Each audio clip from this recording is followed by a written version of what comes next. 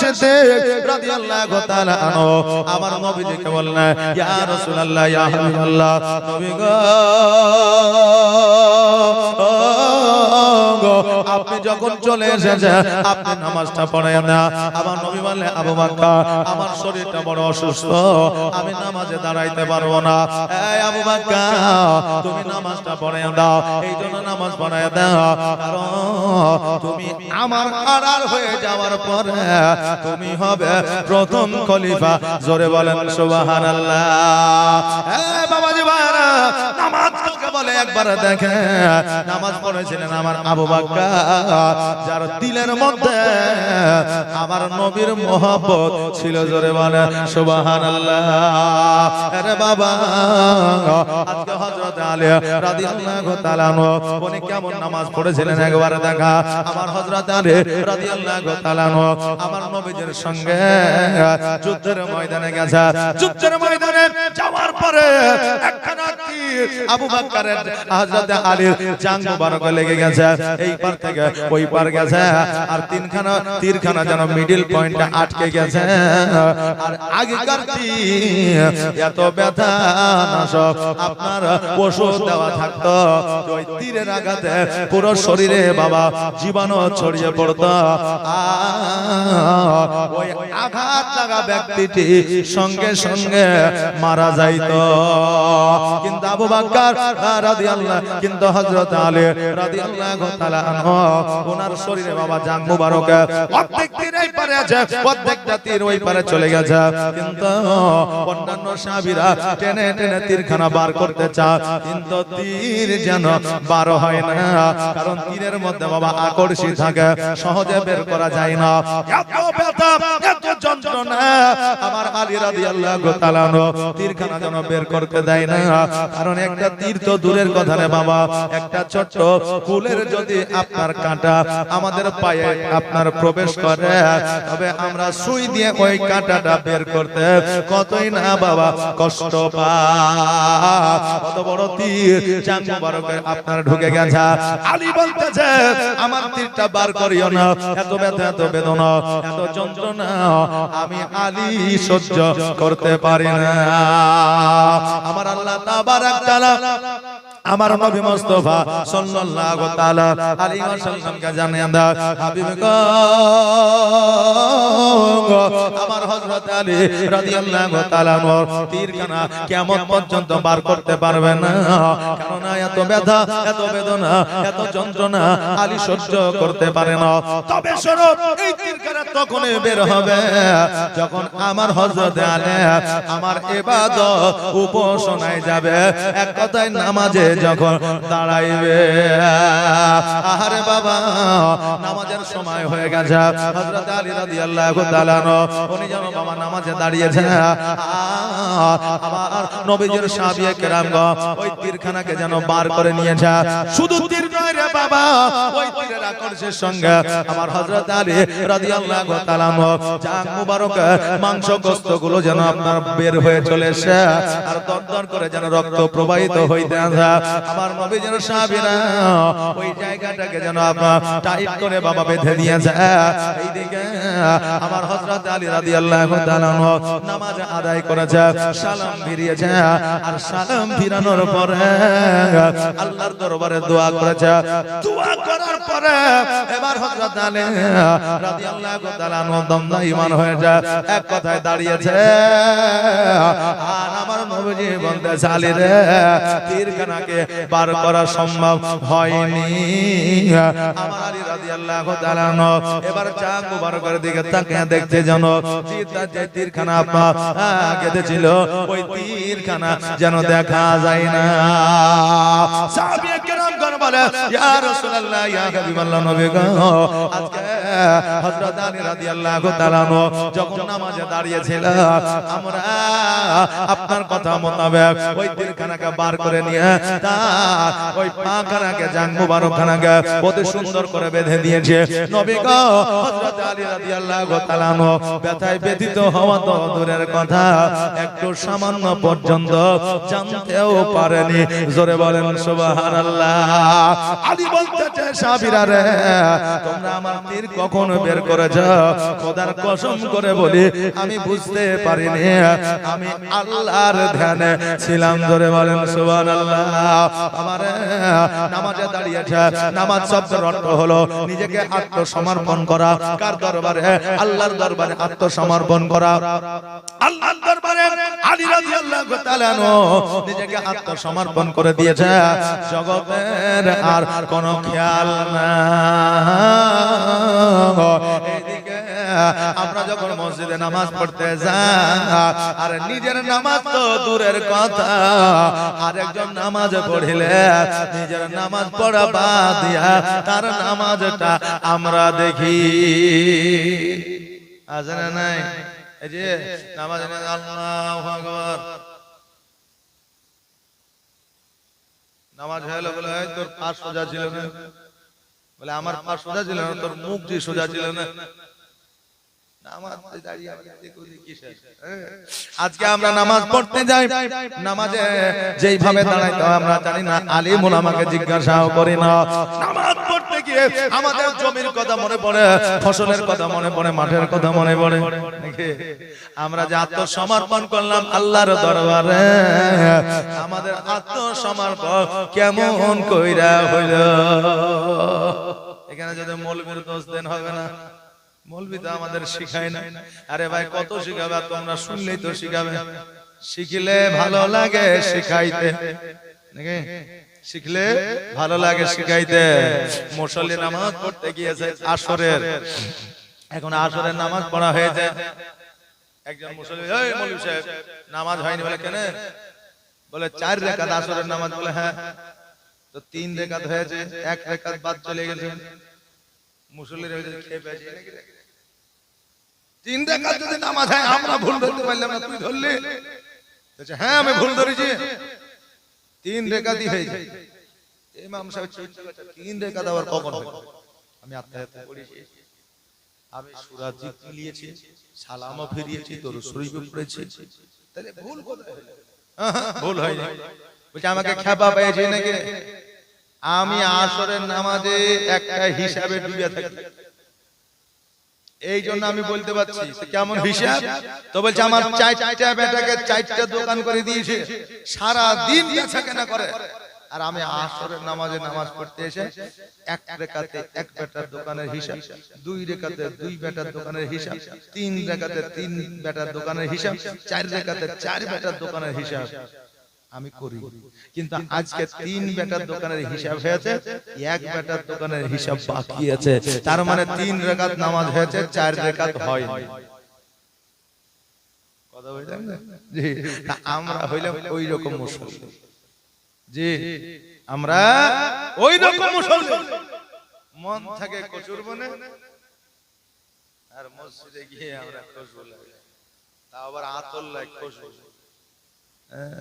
আজকে শরীয়তি নিয়ম কানুন কোথায় গেল জি বাবা শরীয়তি নিয়ম কানুন কোথায় গেল আলেম ওলামার আইন কোথায় গেল সমাজের যে মোড়ল মাতাব্বর তারা কোথায় গেল সামাজিক যে নিয়ম কানুন সেগুলো কোথায় গেল এখন মোবাইলে সব খেলো এই যে বলে মোবাইলে মানুষ মডার্ন হয়ে যায় ওই জায়গা হয় না এই যে আপনাদের রায়গঞ্জ আসি তো কত লীলা খেলা যে দেখতে হয় রাস্তার ধারে যত বড় বড় ব্রিজ আছে কেউ মাঞ্জা দুলাইছে কেউ মাথা দুলাইছে কেউ পা হিলেছে কেউ মারামারি করছে মানে কি এই যে মোবাইলে ভিডিও শুটিং করছে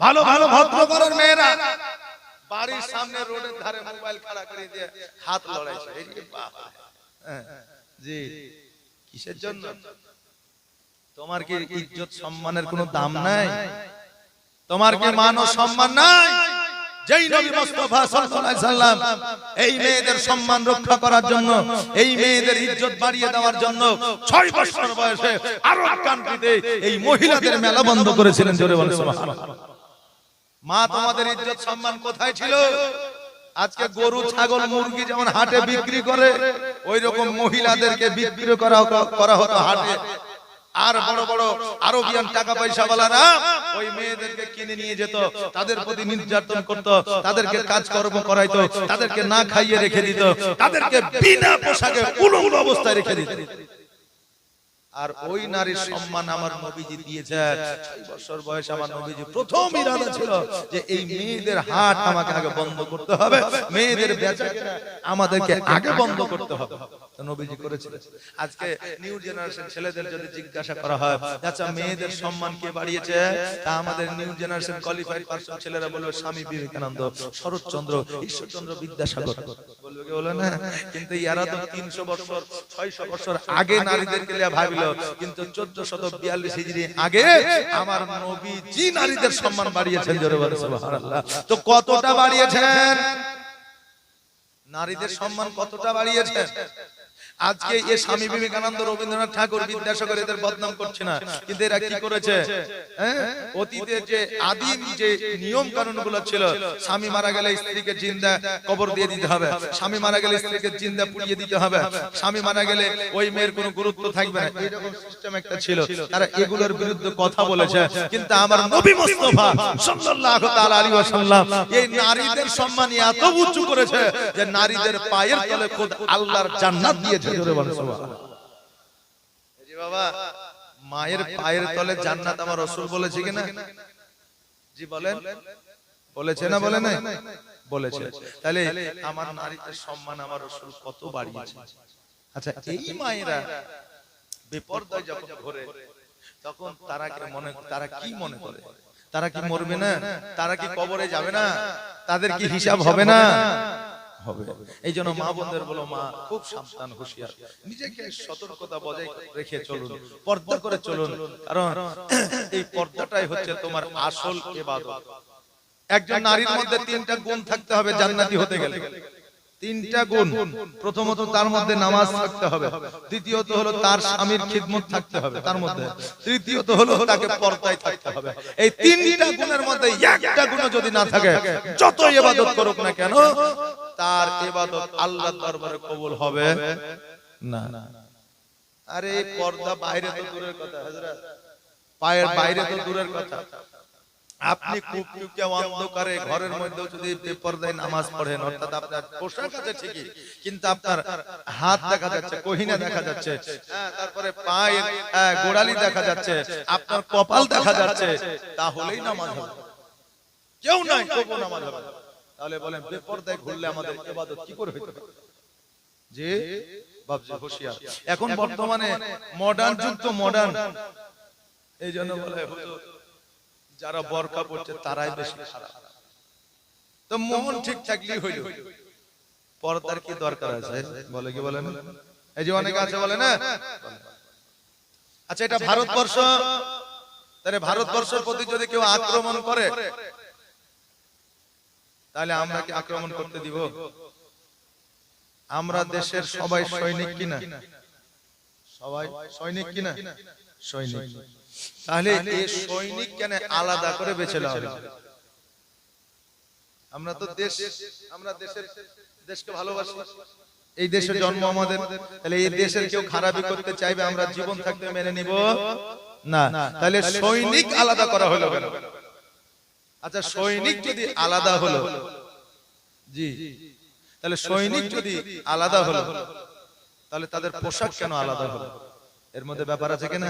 আচ্ছা আচ্ছা, বলেন আপনি একটা সুন্দর করে বাড়ি বানান, আচ্ছা এই বাড়ি বানানোর পরও একটা প্রাচীর দেন না? এই যে দেন কি দেন না? আচ্ছা, প্রাচীরটা না দিলে আমাদের কি হবে? বাড়ি তো বানিয়ে যে সুন্দর করে, ওখানে গেট আছে, গ্রিল আছে, সবকিছু আছে, প্রাচীর দেওয়ার কি দরকার? হ্যাঁ, প্রাচীরটা এই কারণে দিই, কুত্তা এসে পা ছেড়ে যাতে পেশাব না করে দেয় বাড়িতে। কোন গাড়ি এসে ঠাসা মারলে বাড়িতে যাতে ডাইরেক্ট ঠাসা না লাগে, আমার প্রাচীরে যাতে লাগে নাকি। হঠাৎ করে কেউ এসে যাতে বাড়িতে আমার এরিয়ায় প্রবেশ করতে না পারে, আমি যাতে জানতে পারি নাকি। এই জন্য আমরা এরিয়া ঘিরে নিই বাড়ি থাকার পরেও। এই জন্য আমি মায়েদের বলবো যে তোমার মন যতই ভালো থাকুক না কেন, বাড়ি যতই সুন্দর হোক না কেন, তোমাকে সাইডে এরিয়া তোমাকে ঘেরতেই হবে নাকি। এই জন্য তোমার এরিয়া ঘেরা হচ্ছে তোমার পর্দা। আর দাড়ি রাখা এটা হলো সুন্নাত, এটা আমাদের কতটা জরুরি। এই যেমন সৈনিক রাখা হয়েছে, সৈনিকদের পোশাক আলাদা করে দিয়েছে, সৈনিকদের টুপি আলাদা করে দিয়েছে নাকি, হ্যাঁ, তাদের চুলের কাটিং আলাদা করে দিয়েছে যাতে মানুষ থেকে চিনতে পারে যে এরা হচ্ছে ভারতবর্ষের সৈনিক। জোরে বলেন সুবহানাল্লাহ। তেমনি আমাদের মুখে দাড়ি থাকবে, আমাদেরকে লোকে দেখে বুঝতে পারবে যে এই হচ্ছে রাসূলুল্লাহর সৈনিক। জোরে বলেন সুবহানাল্লাহ। পার্থক্য আমাদের পর্দা ছাড়া আর পর্দার মধ্যে আছে না নাই? দাড়ি ছাড়া আর দাড়ির মধ্যে পার্থক্য আছে না নাই? আছে বাবা। এই জন্য আমরা মায়েদেরকে বলবো যে পর্দায় থাকবেন, বাপজিদের বলবো যে যতই ইয়াং হন না কেন দাড়ি রাখবেন। আজকাল দাড়িটাও এখন মোটামুটি ফ্যাশন নাকি, তবে ফ্যাশন রূপে দাড়ি রাখলে হবে না, সুন্নতি রূপে দাড়ি রাখতে হবে। সুবহানাল্লাহ, জাযাকাল্লাহ, মাশাআল্লাহ। বাপজি ভাইরা, তা আমাদেরকে এইভাবে চলতে হবে।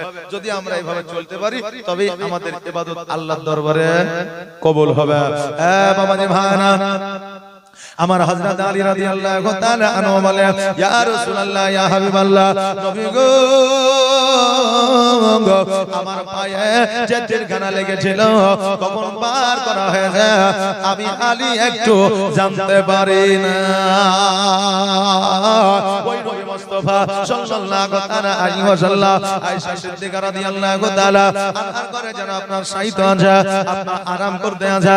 নবী আমার বলে, আয়েশা, আজকে আমার শরীরটা বড় অসুস্থ, আমার আল্লাহ তাবারাক তাআলা সারা দিলে ডাক দিলে আমি কখন আড়াল হয়ে যাব। আমার নবী মুস্তাফা সাল্লাল্লাহু তাআলা আলাইহি ওয়াসাল্লাম দুই চোখের পানি ছেড়ে দিয়ে অজানা নয়নে যেন কান্না করে। আয়েশা বলে, নবী গো, আপনি যদি এইভাবে কান্না করেন আমি আয়েশা আমি যেন সহ্য করতে পারি না। ইয়া রাসূলুল্লাহ, আপনার কান্না দেখলে আমার মন ভালো থাকে না। তুমি আমার বলে, আয়েশা শোনো রে, আজকে আমি কান্না করতেছি কারণে একমাত্র চিন্তা ভাবনা আমার উম্মতি। জোরে বলেন সুবহানাল্লাহ। বাবাজি ভাইরা, আমার নবী যে পৃথিবীর মধ্যে 63 বছর জীবন যাপন করেছিলেন, এই 63 বছরের মধ্যে এমন একটা রাত ছিল না, এমন একটা দিন ছিল না, এমন একটা ঘন্টা ছিল না, এমন একটা মিনিট ছিল না, এমন একটা সেকেন্ড ছিল না যে সময়ে আমার নবী কান্না করে না। আরে আমার নবী 63 বছর ধরে কান্না করেছে। তবে কেন কান্না করেছে? নবী আমার টাকা পয়সার জন্য কাঁদে নয়, নবী আমার জমি জায়গার জন্য কাঁদে নয়, নবী আমার হীরা মণি মুক্তার জন্য কাঁদে নয়, নবীর আমার আব্বা মা ছিল না, তবে আব্বা মা নাই বলে কাঁদে না। নবী আমার 63 বছর জিন্দেগি পৃথিবীর মধ্যে কান্না করেছিলেন একমাত্র নবীজির উম্মতির কারণে। জোরে বলেন সুবহানাল্লাহ। এখন আমার নবী কান্দে সোনার মদিনা, কিয়ামতের দিনও কাঁদবে। জোরে বলেন সুবহানাল্লাহ। কতক্ষণ পর্যন্ত কাঁদবে? যতক্ষণ পর্যন্ত এই গুনাহগার উম্মতকে আমার আল্লাহ জান্নাতি না করবে। আজকে জগতের মধ্যে আমার নবীজিকে ভালোবাসতে হবে। নবীজিকে যদি ভালোবেসে জগৎ থেকে বিদায় নিতে পারেন তবে আপনি কিয়ামতের দিন আমার নবীকে চিনতে পারবেন না। আর নবীকে যদি মহব্বত ভালো না বাসেন তবে কিয়ামতের দিন আমার নবী চিনতে পারবেন না। নবী গো, তোমার মতো এত ভালো, তোমার মতো এত ভালো কেউ তো আমায় বাসে না, তাই তো নবী আমি তোমার দিওয়ানা, তাই তো রাসূল আমি তোমার দিওয়ানা। তোমার মতো এত ভালো, তোমার মতো এত ভালো কেউ তো আমায় বাসে না, তাই তো নবী আমি তোমার দিওয়ানা। ও কি শুনেছি কিতাবের লেখা, নবীর জানায় আমার জীবন থাকা। নবীজিকে ভালো না বাসিলে, নবীজিকে ভালো না বাসিলে আল্লাহ পাওয়া যাবে না। তাই তো নবী আমি তোমার দিবানা, তোমার মতো এত ভালো, তোমার মতো এত ভালো কেউ তো আমায় বাসে না। তাই তো নবী আমি তোমার দিবানা। বেরাদা